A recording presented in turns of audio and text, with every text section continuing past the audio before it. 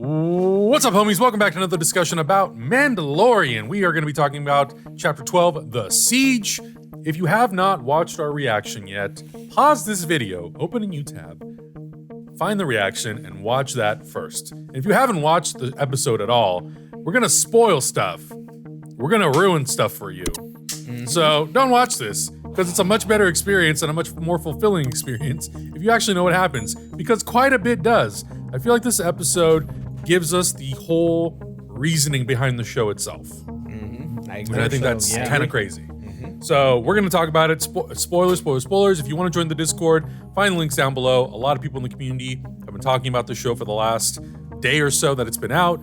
Lots of theories. I'm sure. I can't wait to jump in and to find out what people are saying. With that out of the way, cloning. Straight to it. Midichlorians and cloning, huh? M counts, huh? M What's counts. that all about? The precursor, for what it looks like, the precursor to Supreme Leader Snoke, and possibly Look, that was just me. That was just me reaching, but Sure. It feels like that's what the show is hinting at: is the fact that Moff Gideon is somehow trying to enact this plan to appease his master that he serves. Who is that? Right. It's probably Palpatine. But wait, Palpatine died 5 years prior to this in Return of the Jedi, right? Yeah, but Rise of Skywalker has since revealed that somehow Palpatine has returned. And I think this show might explain that, because the show, I remember the movie Rise of Skywalker had, what's his name from Lost and Lord of the Rings was like, cloning, dark magic. Like he tried to like explain Dominic it like Monaghan. Yeah, a couple of words about like, you know, dark science, whatever Right. the reasoning was. And the Star Wars universe has had clones in it, so it's not that's Not part outside of of the realm of possibility. it's part of the fabric of the thing ever since Alec Guinness was like, I served father in the Clone Wars. Like ever since George Lucas liked that word and that idea and decided to put it in there. So my initial thing was like, these are messed up clones that don't work, just like Bizarro and Superman the Animated Series. Like, it's Lex Luthor trying and it's not working. Yeah. They needed a being with a high M count, aka a little Baby Yoda. And that's why Moff Gideon's trying to get him. Yep. And once they get that, then the clones will be better, and maybe even explain how eventually we do get a Palpatine in the Rise of Skywalker that's like normal Palpatine is back. Now, he also says like, I made Snoke. So it's like maybe the Snoke being or beings were sort of clone mistakes, because they all kind of misshapen and they're not quite human, and they're all these, you know, these CG characters with these big heads, and they kind of sound like Palpatine, but it's Andy Serkis. So like this show could effectively explain the stuff that was not adequately explained or touched on in the sequel movies.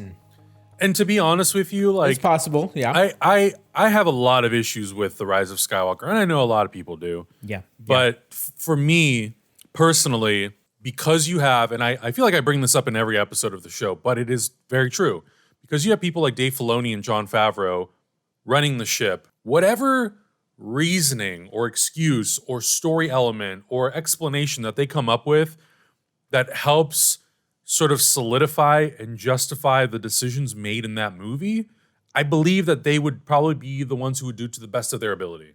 I agree. Agreed. I agree. And I think, you know, I already, just in between us watching the episode, I hopped on Twitter and I already see people I follow being like, this show is doing world building so much better than the sequel trilogy.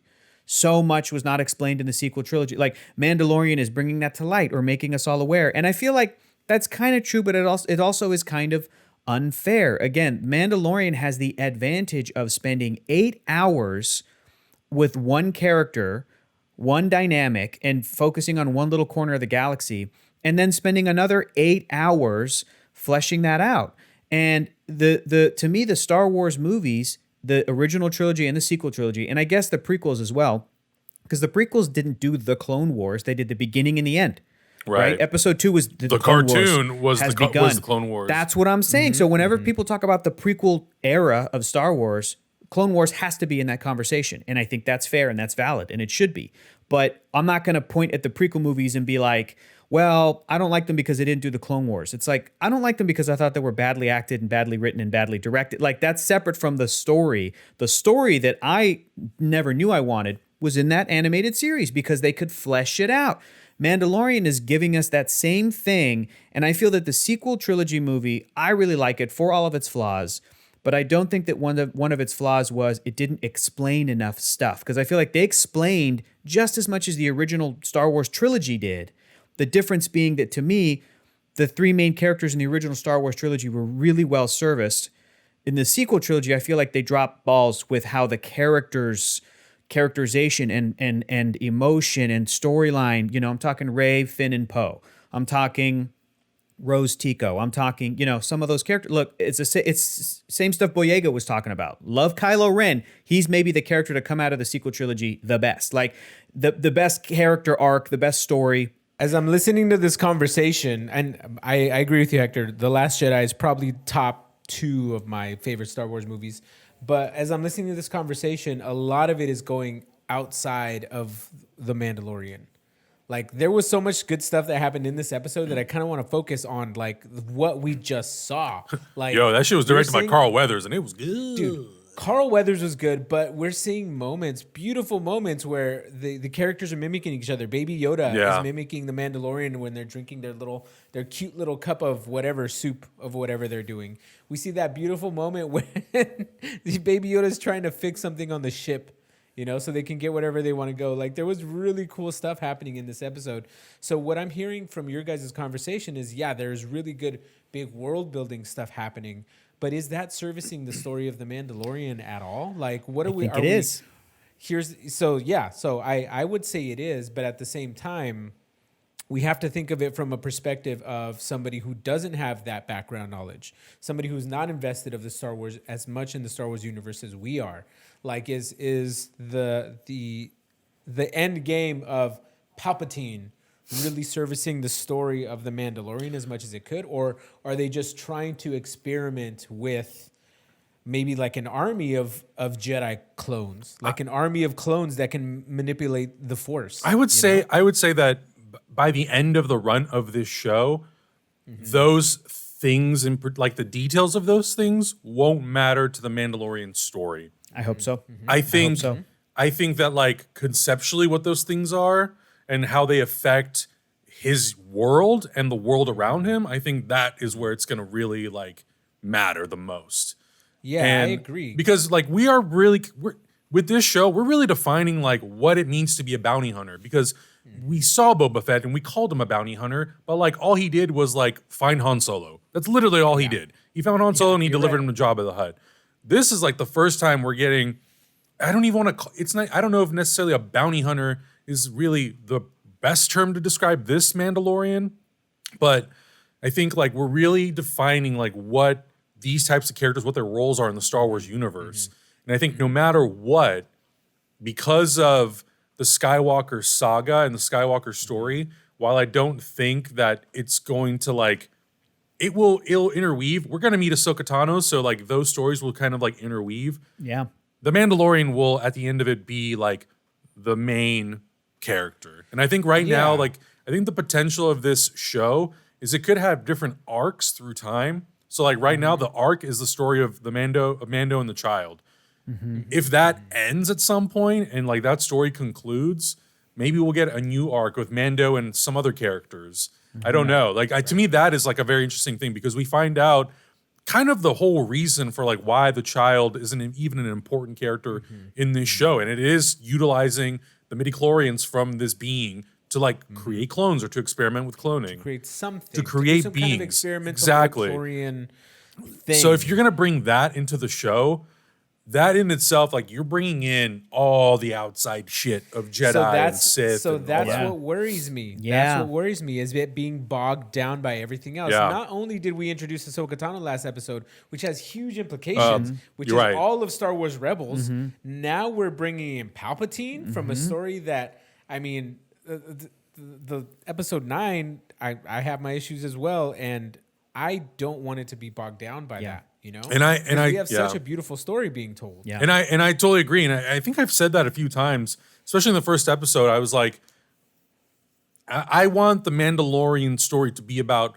the Mandalorian. Like, it's Din Djarin's story. Exactly. I want to see how he evolves as a character. I want to see his relationships evolve. But I also I very much believe that like it is inevitable that they will tie some things in. But I agree. It's like to what level?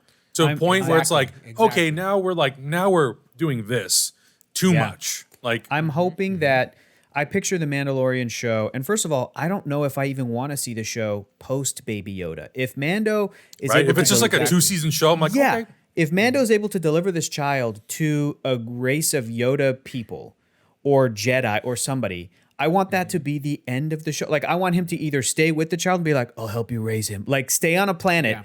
Or for him to like ride off into the sunset and be like, that's it. And I'm a changed man. But season, if that goes for 3 or 4 seasons or 5 seasons, I don't want season 6 to be like, this season, Mando teams up with another character. It's like, no. And we already know we're getting a season 3. So the story was, for me, it's Baby Yoda. And I want them to spend every season of this show focusing on that story. I picture it like this.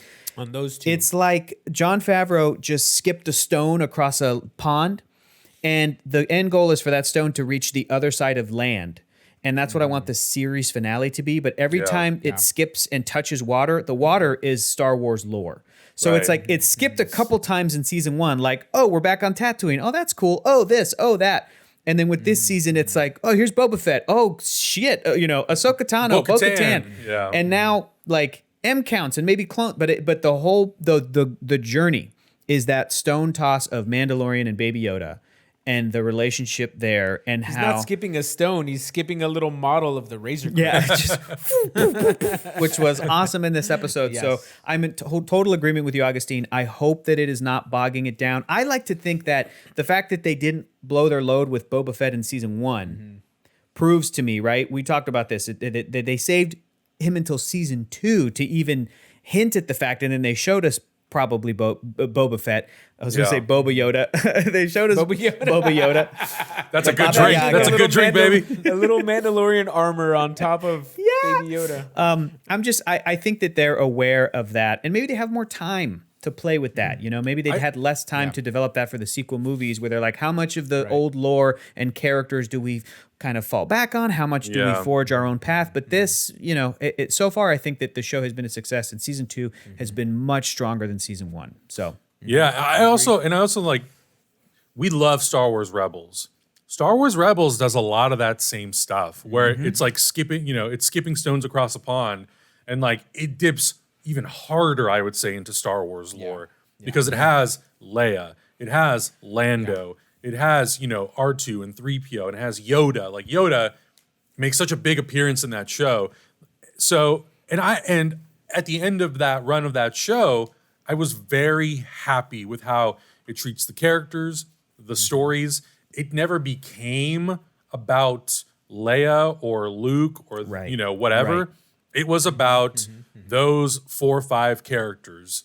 I think Greef Karga and I think Cara Dune and I think the Mandalorian will probably end up kind of mostly being the main characters of the show, because they're new and they're different, and we'll get great cameos, and I think we'll get great tie-ins to the movies and to like unexplored territory from the timeline that like we've literally never done anything with for 30 years. right.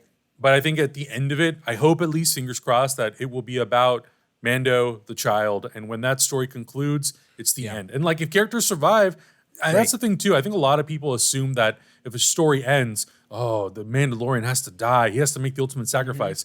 Look at Rebels. There were characters who made the sacrifice. Like Kanan made a sacrifice. Sorry, Hector. Kanan made a sacrifice. Ezra. Well, we don't know what kind of sacrifice it is. I already know. Adam, shut your mouth. Ezra questionable, but we see Sabine and Ahsoka kind of go off, and it's like, the story continues, It doesn't have to end in death. Exactly. Like it does not have to end Din in death. Djarin can go off and end end up being a Mandalorian for the next 25 years. The best character in this world that is an example of that is Ahsoka Tano herself. That when she was, introduced in Clone Wars, everybody was like, well, she has to die because she's not in Revenge of the Sith. She's not in New Hope. Like, who is this new character that they made? We don't see her after the thing of Return of the Jedi. What happened? And I feel like everybody fell in love with that character too much, that if it was ever in the plans to actually have her die tragically, that everyone went, no, wait a minute. We can figure this out. Let's keep her alive. Exactly. Yeah. So that's my only concern, which is why I want to point out that this episode had beautiful moments with Great. the Mandalorian. Great. Yeah. Like the bigger implications for us immediately, that's what we jump to. We're like, oh my God, Palpatine and Snoke and all this stuff. It's great. But I really hope and keep my fingers crossed that if there's anybody who I trust that this story will stay true Yeah. to the father-son story of the Mandalorian and Baby Yoda, it's Favreau and Filoni. Yeah. Yeah. These two have killed it with everything else they've done. And me and my wife are constantly talking about, like, how did Jon Favreau just all of a sudden just pop up, and he's like got all this talent where he's making Chef and he makes Elf, and now he's in charge of the Mandalorian, and And he he's done so started much the stuff. Marvel Years of hard Cinematic work, baby. He Universe. started the Marvel Cinematic Yeah. Universe. Yeah. Like, hard work, but also love for his craft, you know? So, like, I'll just go back to the point. If there's anybody that I trust to keep this story honest to what we saw in episode 1, where the baby's hand touches the bounty hunter's finger, like, that's what I want to keep the continuous throughout this arc, whatever it is, 3, 4, 5 seasons, whatever we see. Yeah. I want that to be the heart of this story. I loved when Baby Yoda barfed. That was my favorite part. That was so pretty funny. damn good. Or when he's just like, yeah. Chip's like doing all the spin. Like, ah! I'm like, yeah, dude, you're on a roller coaster. Enjoy it, baby. So Yeah, funny. I agree. So That cute. was so good. It gave us some really good moments to really fall more in love with the relationship that these two have. You know, that's the heart of this show, I believe. Yeah. And the I'm fact so that glad I agree. the fact that Mithril- Mithril, didn't die. Hector, you kept saying it, and it didn't That's happen. my dude. He won me over. He probably got to keep that whatever speeder thing is, because they smashed his speeder. Yeah, right. So- Now we've got Mando and the child going off to like find Ahsoka Tano, and Moff Gideon is probably going to show up with an Imperial fleet. And the next episode is an hour long, and my emotions will not be able to handle whatever happens. I cannot wait to watch that next episode.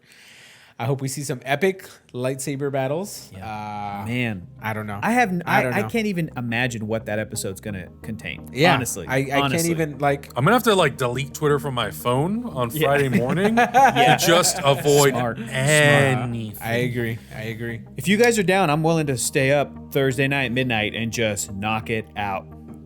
Hey, I don't sleep. I'm just Let's saying. do it. I'm I just don't saying. sleep. I don't I'm sleep. just- if we I'm down plan to do it, get some Yo, you down to energy clown? drinks, I'm gonna be sitting there with a Thanksgiving DTC. feast, round 3, baby. I'm gonna be having my cookies. I'll bring some Baby Yoda macaroons. You know. But if there's any other spoilers or Easter eggs that we might have missed, let us know in the comments below. These shows, because they're so heavily steeped in Star Wars lore, there are things that we will miss, like the crew member who was on the set. I would have to I didn't rewatch see the him. episode. Yeah, I didn't see. I'd it. have to I'm rewatch about the episode. I rewatch. did see a photo, so he's there. But anyways, let us know in the comments below if there's any other thing. I want to know your theories about Snoke, Palpatine, cloning, the midichlorians, Baby Yoda. What do you think the longevity of the show is going to be after season 3? Do you think it'll just run 3 seasons and that'll be it? Let us know in the comments below. Join the Discord. Subscribe if you haven't already. And we'll see you guys in the next one.